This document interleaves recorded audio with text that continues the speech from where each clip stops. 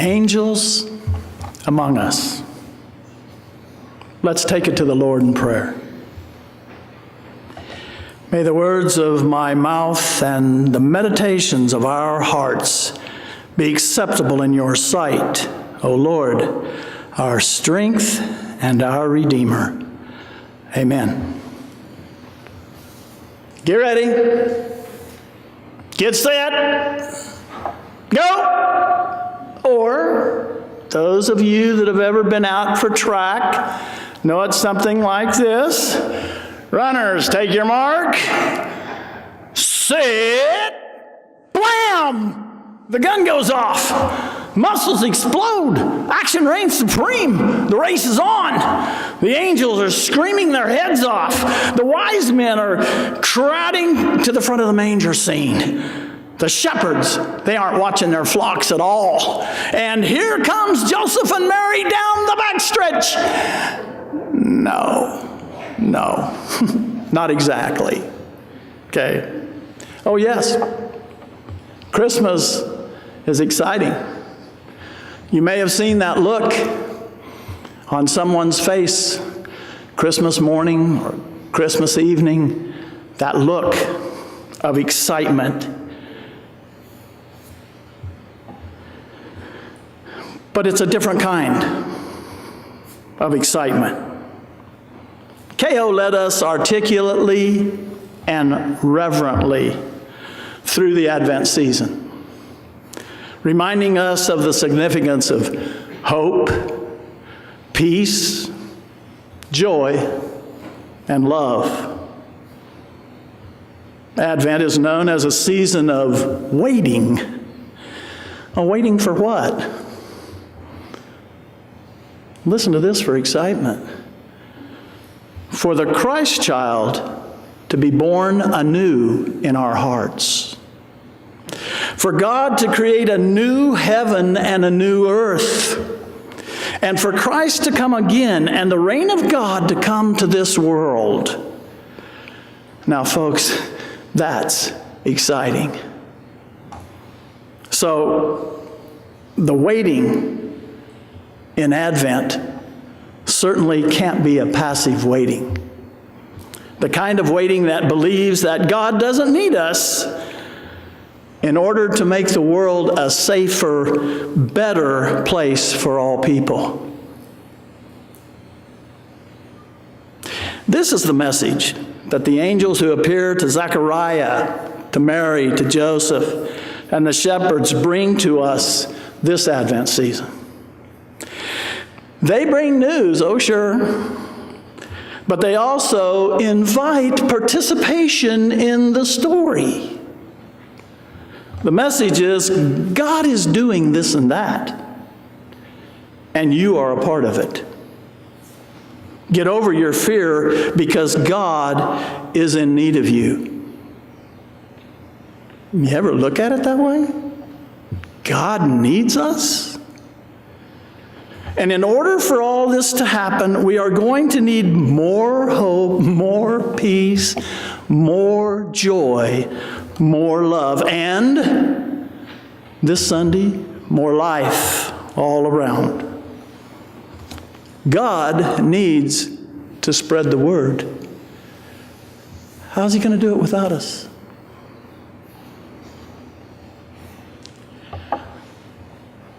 I started out the sermon with a title I've got for this. It's not really a sermon, it's just a sharing.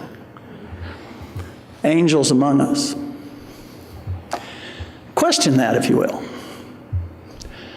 Are there angels among us? Boy, I'm getting the vibe that you're sitting there saying, yeah, Roger, let me tell you stories. I could tell you story after story about angels among us. But I want to share one with you. You decide if there's angels among us. Christmas Eve, I was ushering out at that door over there. A little chilly, but hey, who cares? I like to usher. I really do. I get a kick out of it. It's an opportunity to welcome people to our church. It's an opportunity to help them in just by opening the door. It's a fun thing to do. But I wasn't set for this. I was opening the door, and a lady stood there with her hand over her bleeding nose. And I mean, really, don't mean to be gross or anything, bloody, okay? And there was a man standing beside her with his son, and he explained to me that the lady had fallen out on the sidewalk. And of course, we brought her into the church, and this, I'm going to say young man, anybody younger than me is a young man. This young man was unbelievable. He took care of her nose, took her over to the women's restroom, and went in there with her and got it to stop bleeding. He took some towels and made sure there wasn't any blood around anywhere, and was just, it was amazing. Touched my heart how he aided this lady. Didn't know her, just aided this lady. And I stayed there for a while to make sure everything was okay, and asked this lady if she'd be okay. And we had her sit down over in the parlor, and she said, I'd just as soon be here, and I'll listen from here. And another lady came up, which, sorry, but I didn't know her. And I said, are you a friend? And the lady said, yes, I'm her sister. And oh boy, I went, phew, good. We've got somebody that can be with her, and she won't feel alone or anything like that. So she sat down beside her and said, I'll take care of her. No problem. And the man walked away, and he looked at me and he said, you know, he says, out on the sidewalk there's quite a bit of blood. And I'll go clean it up if you want me to.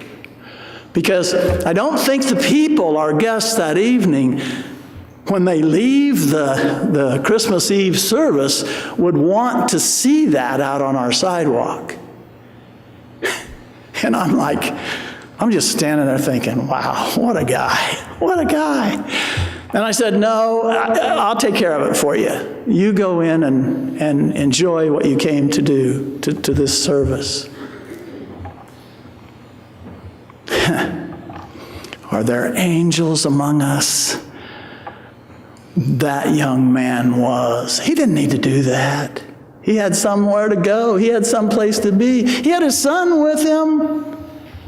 But what came first? That lady with her need. Wow, what a message for all of us. That night, Christmas Eve, and here it is. The message is right in front of us.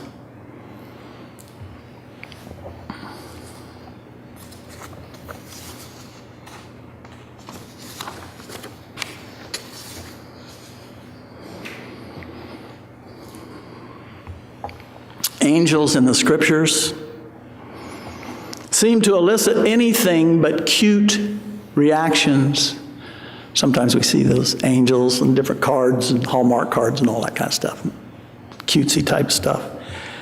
But not really the angels in the scriptures. There was a reason why angels always said, do not be afraid. And we sing that, don't be afraid, don't be afraid. Because their appearance surprised those who crossed their paths. Well, you can imagine. You're walking in a room and there's an angel.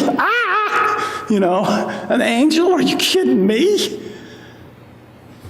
What's coming next? Do not be afraid was both imminent, meaning don't be afraid right now while you're quaking in your boots because I'm here, and the prophetic part of it. Don't be afraid as you set out to fulfill what God is calling you to do and to be. Don't be afraid. The English word angel Comes from the Latin angelus, derived from the Greek translation. The term initially only pointed to a function, that of a messenger. An angel was a messenger. And we've seen it again and again and again as we read the story and so forth.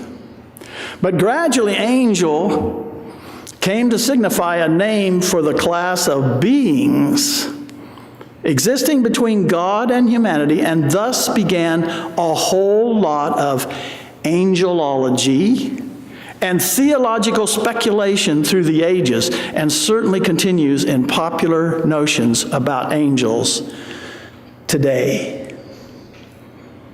It's a Wonderful Life. Did you see it? Have you seen it 35 times where the angel gets his wings and all that kind of thing? Wow. Angels are the symbols of messages that we need to hear, that we need to wake up to. We use the words that have come to be associated with the 4 Sundays of Advent: hope, peace, joy, love, and a 5th, the Sunday after Christmas, which I told you was life. The idea is that by taking in and taking on the message, we become the angels among us, getting this message out to multiply it in our spheres of influence. And don't think you don't have one. Oh, yes, you do. Somebody's looking at you. You influence somebody all the time. The story of Jesus, from its very inception, is a story of unlikely characters. Just think about it. You got old people, you got virgins, carpenters, shepherds, all kinds of people. Now here comes the Magi. Who come from a different place, culture, and religious practices. These guys are different. They're highfalutin characters.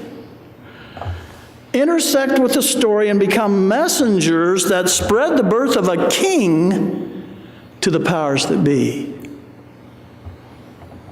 The Magi come looking for a king, and this is important to what happens next. There can only be one king in an Arthurian hierarchy. Just one. Look out, we got trouble. This proclaimed king, furthermore, is born of Jewish parents, and so no doubt Herod's fear is about the uprising of the occupied Jews to enact a genocide. And you don't have to study a whole lot in history to remember those, is the ultimate in apathy toward a people's humanity and dignity. Indeed, to regard a people as less than human is what is required for genocide or oppression in any form. To treat people less than human. The angel role here is one who issues a wake-up call.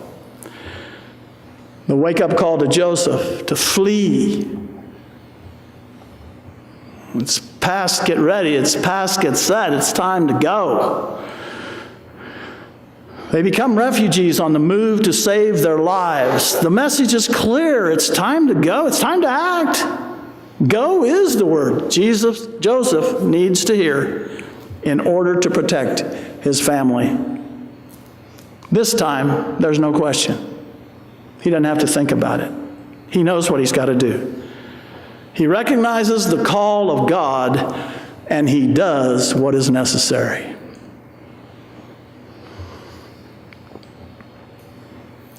What must we do to protect life?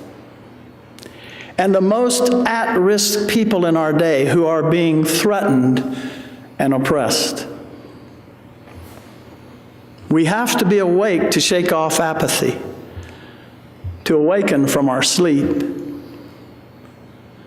to get set and to go. As we face a new year and have trained our ears to hear God's call in the world, we must commit to telling it on the mountain. Go tell it on the mountain. Love that song. Letting go of what we don't need. Have anything you don't need? Letting go of what we don't need so that we can continue to embody the messages of, and you know what I'm going to say, and you can just think them right along with me and say them too. The messages of hope, peace, joy, and love, and full life for all people. Amen.